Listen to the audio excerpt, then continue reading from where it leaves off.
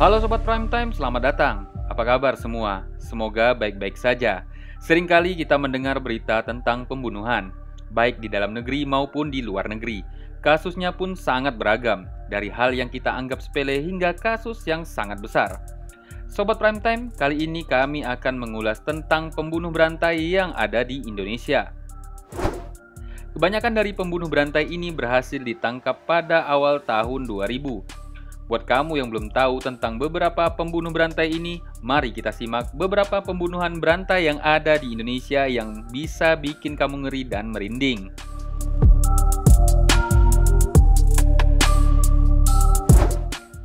Tapi jangan lupa like, subscribe, dan bunyikan loncengnya agar kalian terus mendapatkan informasi terupdate lainnya.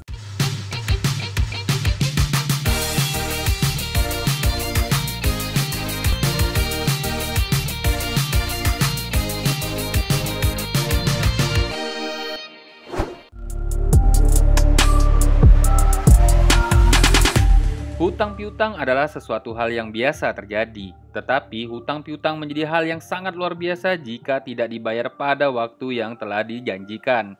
Seperti kisah yang satu ini. Siapa sangka ada sosok pembunuh berantai sadis Indonesia yang berjenis kelamin wanita loh. Dia adalah Astini atau yang lebih dikenal dengan nama Nyonya Astini.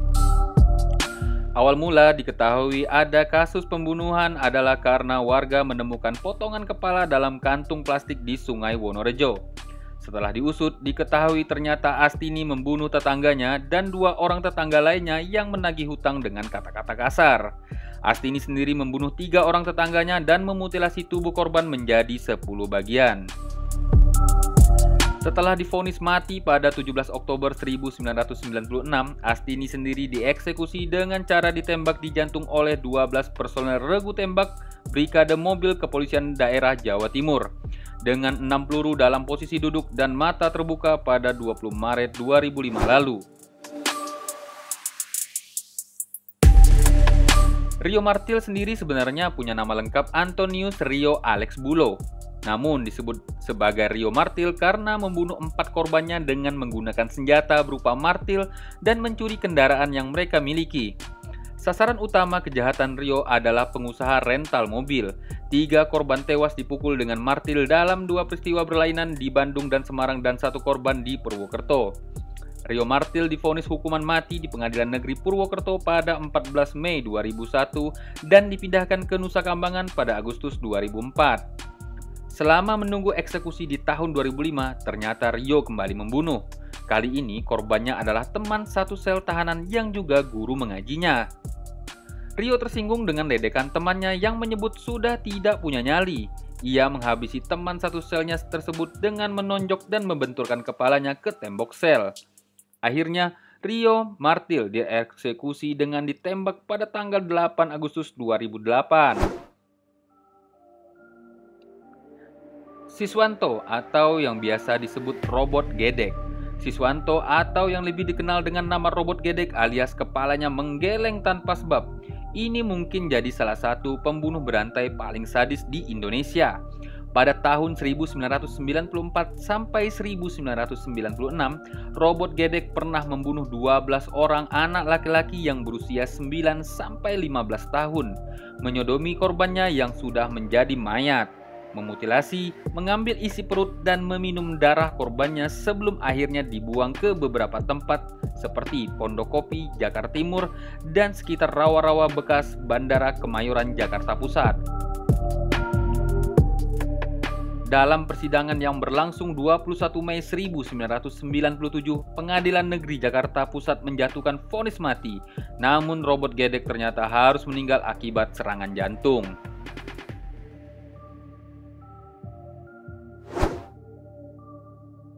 Rian dengan nama asli Ferry Idam Henyansah adalah seorang pelaku pembunuh berantai Indonesia yang paling menggegerkan dan terkenal di Indonesia. Rian dikenal sebagai pembunuh berantai yang memutilasi korbannya. Rian sendiri melakukan pembunuhan di 2 tempat berbeda, yaitu Jombang dan Jakarta dengan total korban 11 orang. Awal mula diketahui Rian sebagai pembunuh adalah ketika ada penemuan 7 mayat termutilasi yang berada di dalam tas dan 1 kantung plastik di daerah dekat Kebun Binatang Ragunan, Jakarta Selatan pada tanggal 12 Juli 2008. Setelah itu, sisa mayat lainnya ditemukan di halaman belakang rumah Rian di Jombang.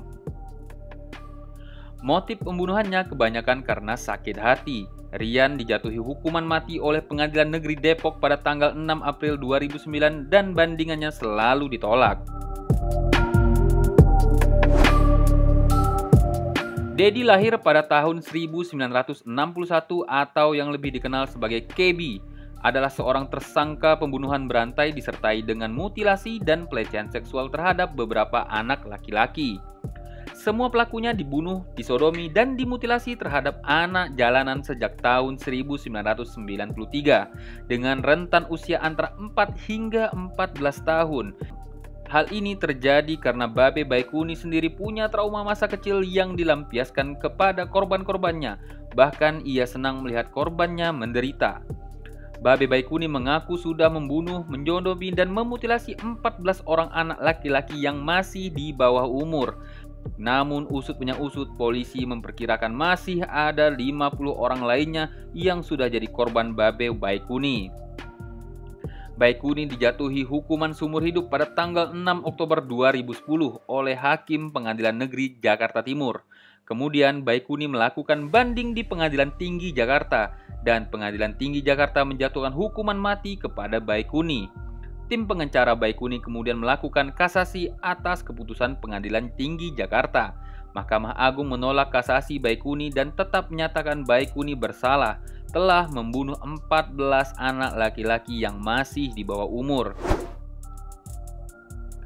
Demikian beberapa informasi pembunuh berantai yang ada di Indonesia. Semoga informasi ini menjadi pelajaran bagi kita dan orang tua kita agar lebih waspada. Sampai jumpa di video selanjutnya. Bye-bye.